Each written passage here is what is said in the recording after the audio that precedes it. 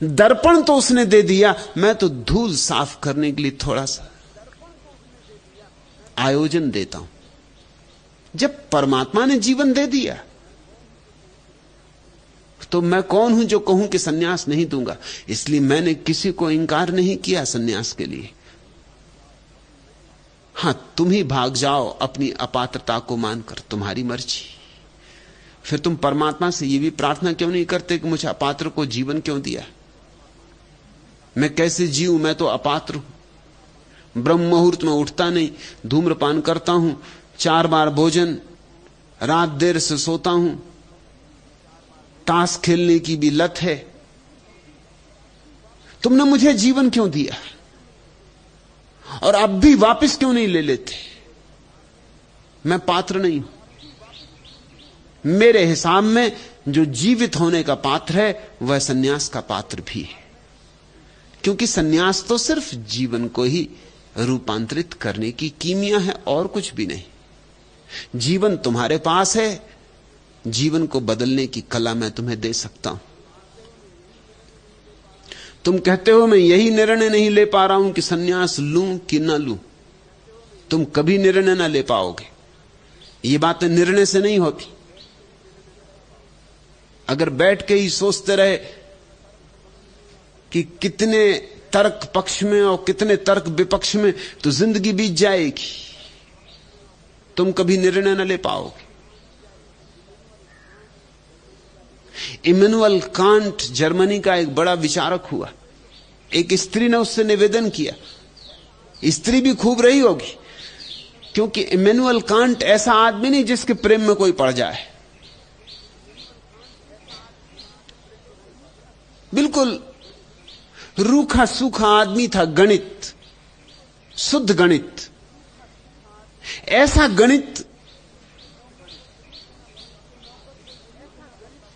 कि उसके नौकर को यह नहीं कहना पड़ता था आके कि नाश्ता लें। नौकर को कहना पड़ता था 7 बज गए मालिक, 7 बज गए यानी नाश्ता, कि 12 बज गए मालिक, 12 बज गए यानी भोजन, कि 10 बज गए मालिक, 10 बज गए यानी रात हो गई बिस्तर में। ऐसा भी हो जाता कि लोग बैठे होते, मिलने जुलने वाले कोई आ गए, मेहमान कोई आ गए, और नौकर आके कह देता मालिक 10 बज गए, कि फिर वो नमस्कार भी नहीं करता था, क्योंकि उतनी देर भी नहीं खो सकता, नियम। वो उचक के जल्दी से अपने कंबल के भीतर हो जाता। नौकर दूसरों से कहता अब आप लोग जाइए, मालिक सो गए, 10 बज गए यानी सो गए। घड़ी से चलता था। कहते हैं कि इमैनुअल कांट जब विश्वविद्यालय पढ़ाने जाता था तो लोग उसको देख के अपनी घड़ियां सुधार लेते थे, क्योंकि उसने कभी भूल हुई नहीं। 40 साल तक सतत मिनट मिनट। एक दिन ऐसा हुआ कि रास्ते में पानी गिर गया था, कीचड़ मची थी, एक जूता उसका कीचड़ में फंस गया, तो उसने उसे निकाला नहीं, क्योंकि उसको निकाले तो उतनी देर लग जाएगी पहुंचने में। उस जूते को वहीं छोड़ दिया, एक ही जूता पहने हुए यूनिवर्सिटी पहुंच गए।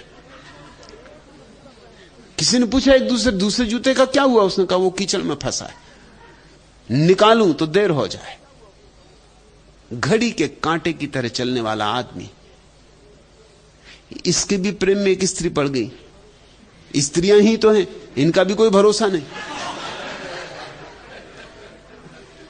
इससे निवेदन कर बैठी तो इसने कहा कि सोचूंगा, विचार करूंगा। हाना सीधा कह देता, वो तो कर ही नहीं सकता था। वो तो किसी चीज में हाना नहीं कहता था, सोचूंगा, विचारूंगा। 3 साल बीत गए, सोचा, विचारा, खूब सोचा, खूब विचारा। सैकड़ों कारण पक्ष में लिखे, सैकड़ों कारण विपक्ष में, कि विवाह करो तो ये लाभ, ये हानियां, विवाह ना करो तो ये लाभ, ये हानियां। आखिर में उसने पाया कि विवाह करने में एक लाभ भर ज्यादा है, वो ये कि अनुभव होगा। ना करो तो एक भर हानि है कि अनुभव नहीं होगा। तो पल्ला भारी है। तो 3 साल के बाद उसने जाकर द्वार पर दस्तक दिए। लड़की के पिता ने दरवाजा खोला और कांट ने कहा कि अंततः मैंने तय कर लिया, एक कारण ज्यादा पड़ता है, पड़ला भारी, मैं विवाह करूंगा। पिता हंसने लगा, उसने कहा बहुत देर हो गई, मेरी लड़की का तो विवाह भी हो चुका, एक बच्चा भी पैदा हो चुका, आप बहुत देर से आए, अब और सोचो। फिर अगर कोई दोबारा तुमसे निवेदन करे तो तुम पहले से निर्णय तैयार रखना, इतनी देर अगर सोचने में लगाओगे। फिर विवाह हुआ नहीं, क्योंकि दोबारा किसी ने प्रार्थना इमैनुअल कांट से की नहीं। सोच सोच कर जियोगे तो क्षुद्र में ही समाप्त हो जाओगे। विराट में तो छलांग लगानी होती, सोचना नहीं होता। विराट में तो साहस चाहिए, जोखिम उठाने का जुआरीपन चाहिए, धंधा नहीं, दुकानदारी नहीं। जमुना सिंह, लेना हो ले लो, ना लेना हो ना लो, सोच विचार में ना पड़ो। सोच विचार में वैसी परेशान हो जाओगे। ऐसी जिंदगी में क्या परेशानियां कम है, ये नई परेशानी और क्यों लेते हो कि सन्यास लेना कि नहीं लेना।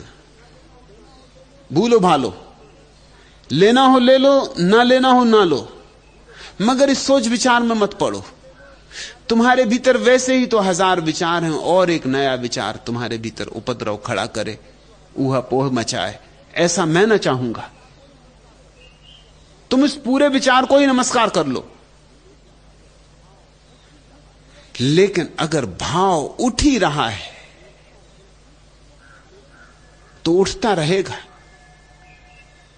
रह रह के उमंग आती रहेगी, रह रह के हवा का एक झोंका तुम्हें सहलाता रहेगा। अगर भाव उठ ही रहा है तो भाव की भंवर में तुम्हें डूबना पड़ेगा। देर अबेर जितनी चाहो कर लो, लेकिन जितनी देर करोगे उतना समय व्यर्थ गया। उतने समय में तो कुछ अनुभव होता, कुछ जीवन पकता, कुछ फूल खिलते। निष्पत्तियां विचार की नहीं होती, भाव की छलांग। और रही तुम्हारी ये बात कि मुझे ऐसा लगता है कि सन्यास लूं तो ढोंग कर रहा हूं, शुरू में तो लगेगा भी इसीलिए कि तुमने सन्यास की कोई परंपरागत धारणा मान रखी कि सन्यासी कैसा होना चाहिए। मैं तो सन्यास की बिल्कुल एक नई अवधारणा दे रहा हूं। मैं तो कह रहा हूं तुमसे कि तुम जैसे हो वैसे के वैसे सन्यासी हो सकते हो। तुम्हारे ऊपर कोई नया ढांचा नहीं बिठा रहा हूं। पुराने सन्यास की एक धारणा है, उस धारणा से अगर तौलोगे तो ढोंग मालूम पड़ेगा। जैसे पुराने सन्यासी को कैसे रहना चाहिए, उसमें अगर तुमने जरा भेद पाया कि इससे मैं भिन्न रह रहा हूं, पुराना सन्यासी ब्रह्म मुहूर्त में उठता है, मैं 8 बजे उठता हूं, तो तुम्हें लगेगा मैं ढोंग कर रहा हूं। वो धारणा के कारण ढोंग की स्थिति बन रही। धारणा की कोई जरूरत ही नहीं, धारणा को ही जाने दो, ढोंग भी गया। मैं तो तुम्हें सरल सहज होने को कह रहा हूं। ढोंग की बात ही क्यों पैदा होती है दुनिया में? इसीलिए क्योंकि तुम्हारे ऊपर आदर्श थोप दिए गए। जहां आदर्श है वहां ढोंग है। मैं तो कोई आदर्श देता नहीं, सारे आदर्श छीन लेता हूं। जैसे समझो, अगर तुम्हें आदर्श दे दिया कोई कि बस यही भोजन करना सन्यासी के योग्य है, जैसे मुरारजी देसाई कहीं जाते तो बड़ी लंबी फेहरिस्त जाती, उस फेहरिस्त में क्या क्या चीजें वो लेते, कब कब लेते, उस सब का ब्यौरा होता है। इतना दूध लेंगे गाय का, इतना घी लेंगे वो भी गाय के दूध का। चमचम और संदेश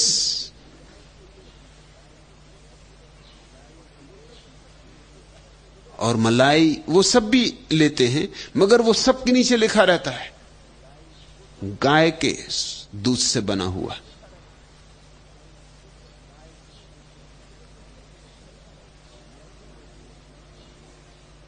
लहसुन लेते हैं वो, तो लहसुन भी वैसी जैसी गुजरात में होती, रूस गए तो भी लहसुन गुजरात वाली,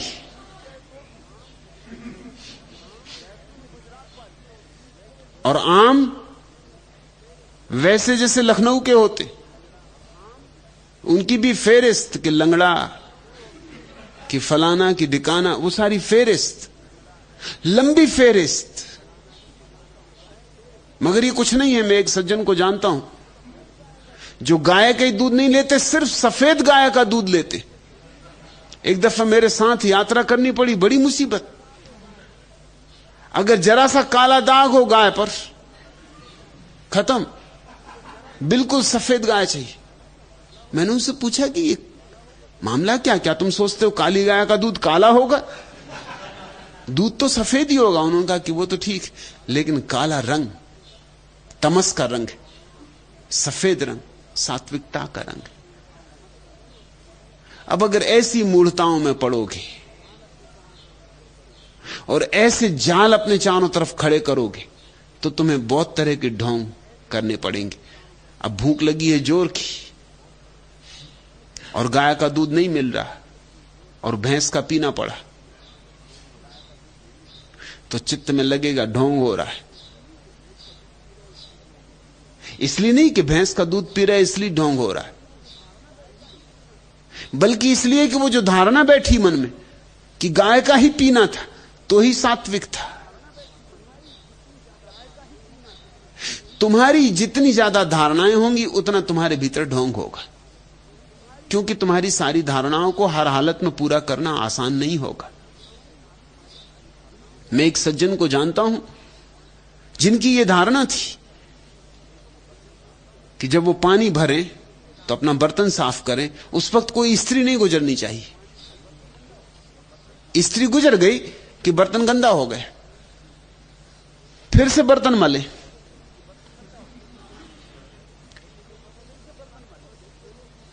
जब मुझे पता चला तो मैंने एक स्त्री को कहा कि 5 रुपए रोज दूंगा तुझे।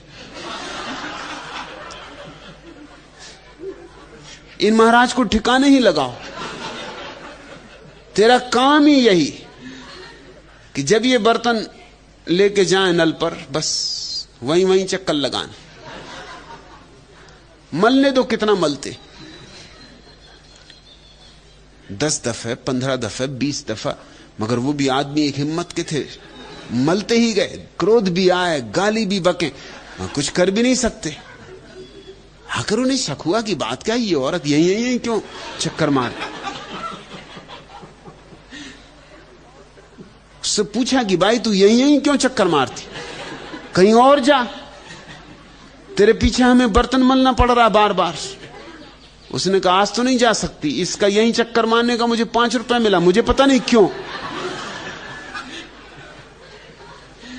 उसे मैंने कहा नहीं था कि इन सज्जन की वजह से मैं तो आज यही चक्कर मारूंगी, और कल भी अगर 5 रुपए मिले तो कल भी चक्कर मारूंगी। आपको कोई तकलीफ है? कहने उनकी आंखों में आंसू आ गए। उनका तकलीफ, 80 बार बर्तन धो चुका हूं, अब क्या जिंदगी इसे में गुजरेगी? और मैं समझ गया किसने तुझे 5 रुपए दिए। वो अपना बर्तन लिए भागे सीधे मेरे पास आए कि ये भी कोई मजाक है।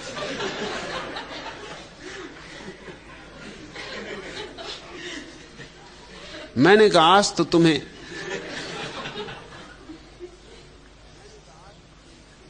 अपना पुराना नियम तोड़ना पड़ेगा। उन्होंने कहा वो तो ढोंग हो जाए। मन में मेरे भी कई बार आया, 80 बार हो गया बर्तन धोते धोते। मन में मैंने भी सोचा एक आध बार इधर को आंख करके, ये अपन ने देखा ही नहीं। जब देखे नहीं तो बात ही क्या, हालांकि देख तो लिया मगर देखे ही नहीं। पानी भर के अपने घर जाओ, अब ये दिन भर कब तक करते रहोगे, मगर वो ढोंग हो जाएगा। अब तुम सोचते हो ढोंग कैसे पैदा होता है? पहले एक मूढ़तापूर्ण नियम तैयार कर लो, फिर उसके तोड़ने से ढोंग पैदा होता है। फिर कभी तोड़ना पड़े तो ग्लानि पैदा होती है, अपराध भाव पैदा होता है। बनाओ आदर्श, जितने बड़े आदर्श बनाओगे उतने ही तुम ओछे पड़ जाओगे, जितने ओछे पड़ोगे उतनी ही तुम्हारी संभावना परमात्मा को पाने की कम हो जाएगी। मैं तुमसे कहता हूं सहज जियो, सरलता से जियो, आदर्श मुक्त, बोधपूर्वक जियो जरूर। बस बोध एकमात्र नियम है जो मैं तुम्हें देता हूं। प्रत्येक पल जो उचित लगे उस क्षण में वह करो। अतीत की धारणाओं के आधार से मत जियो वर्तमान में, अन्यथा वर्तमान बदल रहा है, हर घड़ी बदल रहा है। गंगा बही जा रही और तुम पुरानी धारणा लिए बैठे हो, और वो धारणा दिक्कत देगी, वो कठिनाई में डालेगी। वो धारणा, दो ही संभावनाएं हैं उस धारणा के साथ। अगर तुम जिद्दी हुए, हटी हुए, तो पागल हो जाओगे उस धारणा को पूरा करने में, और अगर तुम थोड़े समझदार हुए, चालाक हुए, तो पाखंडी हो जाओगे। और यही दो विकल्प समाज ने दिए हैं तुम्हें। कुछ लोग जो होशियार हैं वो पाखंडी हो गए हैं, बाहर कुछ दिखाते हैं, भीतर कुछ, रहते एक ढंग से हैं, दिखाते और ढंग से हैं, बोलते कुछ हैं, करते कुछ हैं, उनके जीवन में दोहरापन हो गया। ये ढोंग, ये पाखंड। और कुछ जो जिद्दी हैं और बुद्धू हैं, वो पागल हुए जा रहे हैं, वो 80 दफे बर्तन मल रहे हैं, मगर एक बात सीधी सी समझ में नहीं आ रही कि स्त्री के निकलने से बर्तन गंदा हो ही नहीं रहा है। मैंने उन सज्जन को कहा कि 80 बार बर्तन धो के भी तुम्हें यह अकल ना आई। तुम भागे मेरे पास तो आ गए, तुम्हें यह तो अकल आ गई कि मैंने ही इस स्त्री को 5 रुपए दिए, मगर तुम्हें यह अकल ना आई कि स्त्री के गुजरने से यह पात्र गंदा कैसे हो जाएगा। पात्रों को कहीं पता चलता है कि कौन स्त्री कौन पुरुष?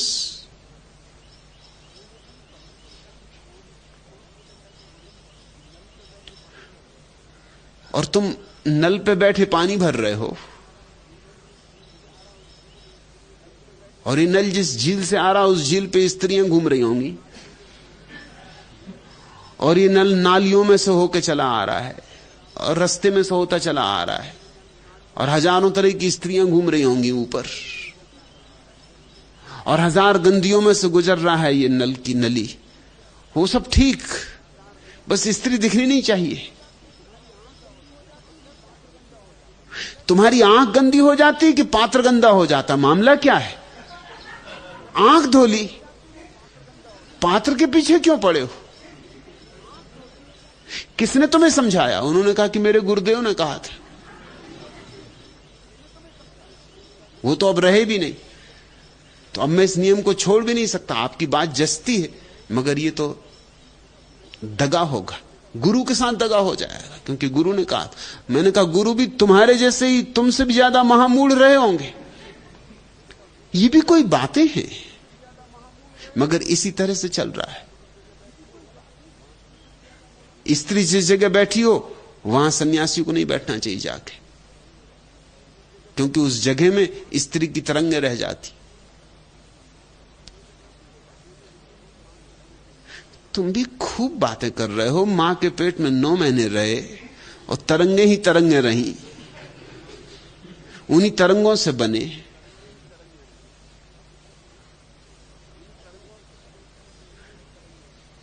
और अब एक स्त्री बैठी उस जगह नहीं बैठना चाहिए। फिर ढोंग करना पड़ेगा। व्यर्थ के नियम बना लोगे, फिर ढोंग करना पड़ेगा। मैं तुमसे कहता हूं नियम ही ना बनाओ, कोई नियम मना बनाओ, कोई आदर्श न थोपो। सरलता से, सहजता से जीवन को देखो और जो उचित हो जिस क्षण में वैसा करो। मगर औचित्य क्षण में से आना चाहिए, बोध में से आना चाहिए। औचित्य किसी बंधी बंधाई तैयार धारणा में से नहीं आना चाहिए। तुम कहते हो कि सन्यास ले लूं तो लगेगा कि ढोंग कर रहा हूं। नहीं, जरा भी ढोंग नहीं कर रहे हो। सन्यास लेने का भाव उठ रहा है, क्रांति का आवाहन सुनाई पड़ रहा है। कहीं मैंने तुम्हारे हृदय को छू लिया है, कहीं तुम गीले हो गए हो। अब झुटलाओ मत, इन व्यर्थ की बातों में अपने को बहलाओ मत। रही पात्रता की बात, तुम पात्र हो। इस जगत में सभी कुछ पात्र है, क्योंकि परमात्मा व्याप्त है। जहां परमात्मा व्याप्त है वहां अपात्रता कैसी? हां, तुम्हें और पात्र बनाएंगे। यह बात तुम्हें थोड़ी बेबूझ लगेगी। मैं तुमसे कहता हूं तुम जैसे हो पूर्ण हो। हां, तुम्हें और पूर्ण बनाएंगे। तुम जैसे हो पात्र हो, हां तुम्हें और पात्र बनाएंगे। सौंदर्य पर और सौंदर्य चढ़ाएंगे। लेकिन तुम गंदे नहीं हो और तुम पापी नहीं हो। तुम्हारे पुण्य पर और नए पुण्य के आभूषण लगाएंगे। तुम्हारे पुण्य पर और हीरे चढ़ाएंगे। तुम्हारे पुण्य को और पुण्य बनाएंगे। लेकिन तुम जैसे हो, शुभ हो, सुंदर हो, क्योंकि परमात्मा को स्वीकार हो। परमात्मा को स्वीकार हो तो मैं तुम्हें कैसे अस्वीकार कर सकता हूं? तुम भी अपने को स्वीकार करो। इतना तो करो कम से कम कि परमात्मा ने तुम्हें जीवन दिया, तुम इस जीवन का तो सम्मान करो, स्वीकार करो। इसी स्वीकार में से तुम्हारे भीतर वास्तविक धर्म का उदय होगा। इसी स्वीकार में से सत्य का जन्म होता है।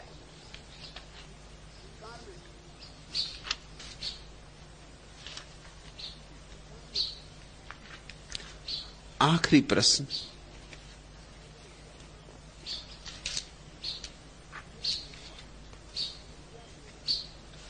भगवान,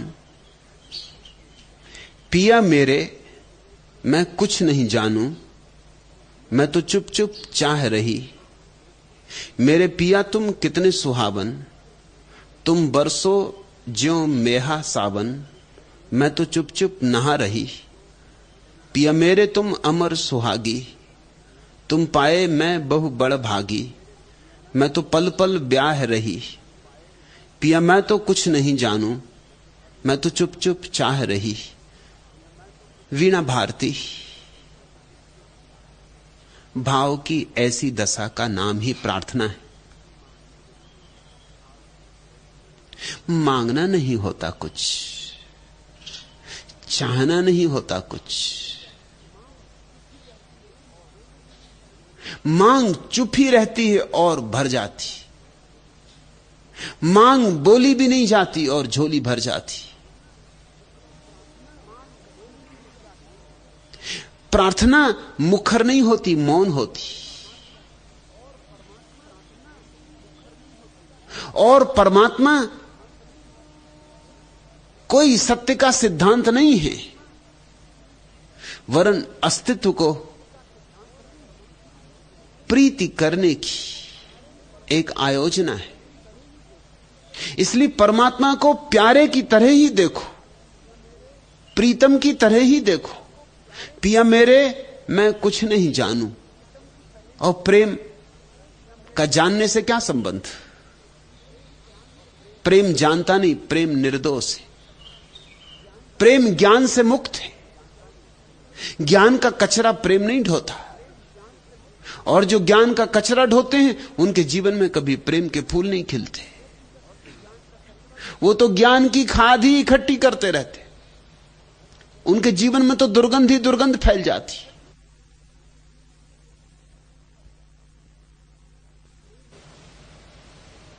प्रेम लाती है एक नई किरण, प्रेम के साथ आता है एक नया आयाम। पिया मेरे मैं कुछ नहीं जानूं, मैं तो चुप चुप चाह रही, चुप चुप ही चाहा जाता है, गुपचुप चाहा जाता है, कानों कान किसी को खबर नहीं पड़ती। बात कहने की है ही नहीं, बात पी जाने की है, बात पचा जाने की है, मांस मज्जा बन जाए बात। ऐसे चुप सन्नाटे में प्रार्थना पकती है, गर्भ में समा जाए बात। वही तुम्हारा नया जीवन है। मेरे पिया तुम कितने सुहावन, तुम बरसों ज्यों मेहा सावन। और जैसे जैसे तुम्हारे भीतर प्रेम जगेगा, वैसे वैसे सारा अस्तित्व उस प्यारे की भाव भंगिमाएं प्रकट करने लगेगा।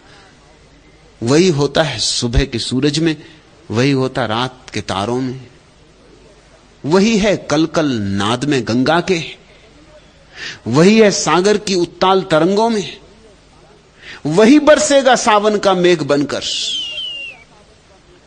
और जब बरसे सावन का मेघ बनकर तो हो मुक्त। छोड़ सब परिधान, छोड़ सब ज्ञान,